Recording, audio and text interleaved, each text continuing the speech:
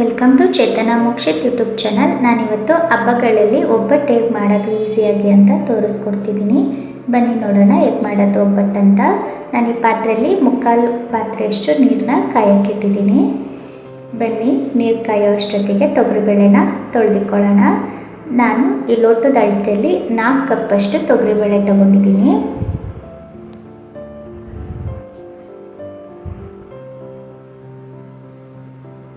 ಈಗ ತೊಗರಿಬೇಳೆನ ತೊಳೆದು ಪಕ್ಕಕ್ಕೆ ಸ್ವಲ್ಪ ತಿಕ್ಕಿದ್ದೀನಿ. ಈಗ ನೋಡಿ ನೀರು ಕಾದಿದೆ. ಈಗ ಈ ತೊಗರಿಬೇಳೆನ ನೀರಿಗೆ ಬೆರೆಸ್ಕೊಳ್ಳೋಣ.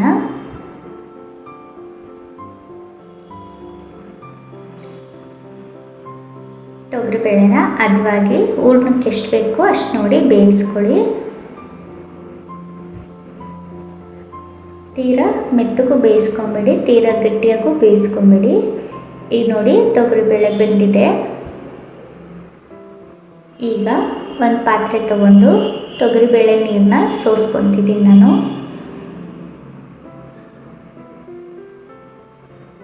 ಬೇಳೆನ ಮತ್ತು ಬೇಳೆ ನೀರನ್ನ ಬೇರೆ ಬೇರೆ ಮಾಡ್ಕೊತಿದ್ದೀನಿ.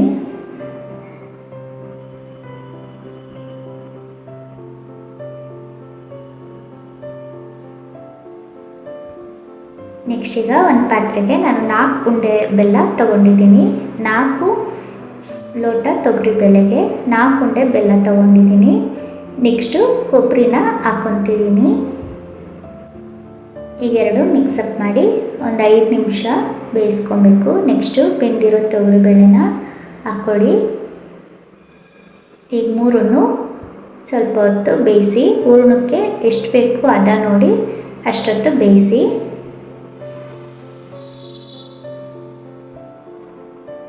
ನೋಡಿ ಈ ಥರ ಮುದ್ದೆ ಕೋಲಲ್ಲಿ ತಿರುಗಿಸ್ತಾನೆ ಇರಬೇಕು, ಇಲ್ಲ ತಳ ಹತ್ಬಿಡುತ್ತೆ ಬೇಳೆ.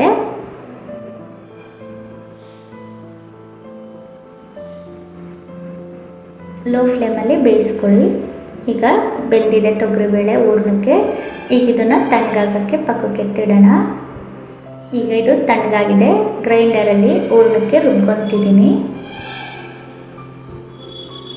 ಈಗ ನೋಡಿ ಹೋಳಿಗೆಗೆ ಹೂರ್ಣ ರೆಡಿ ಆಯಿತು. ನೆಕ್ಸ್ಟ್ ಈಗ ಕನಕ ರೆಡಿ ಮಾಡ್ಕೊಳ್ಳೋಣ. ಒಂದು ಬಾಣಲೆಯಲ್ಲಿ ಮೈದಾ ಹಿಟ್ಟು ಎಷ್ಟು ಬೇಕಷ್ಟು ನೋಡಿ ಹಾಕ್ಕೊಂಡು ಅದಕ್ಕೆ ರುಚಿಗೆ ತಕ್ಕ ಸ್ವಲ್ಪ ಉಪ್ಪನ್ನ ಬೆರೆಸ್ಕೊಂಡಿದ್ದೀನಿ. ನೆಕ್ಸ್ಟು ಸ್ವಲ್ಪ ನೀರು, ನೆಕ್ಸ್ಟು 1 ಸ್ಪೂನಷ್ಟು ಅರಿಶಿನ. ಈಗ ನೋಡಿ ಕನಕ ರೆಡಿ ಆಯಿತು.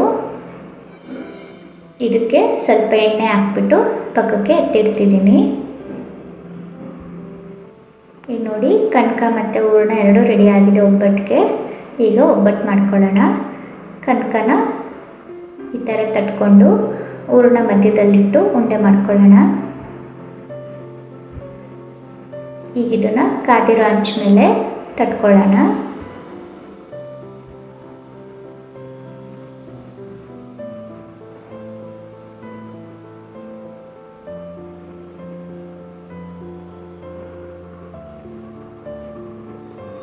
ಲೋ ಫ್ಲೇಮಲ್ಲಿ ಬೇಯಿಸಿ ಒಬ್ಬಟ್ಟನ್ನ.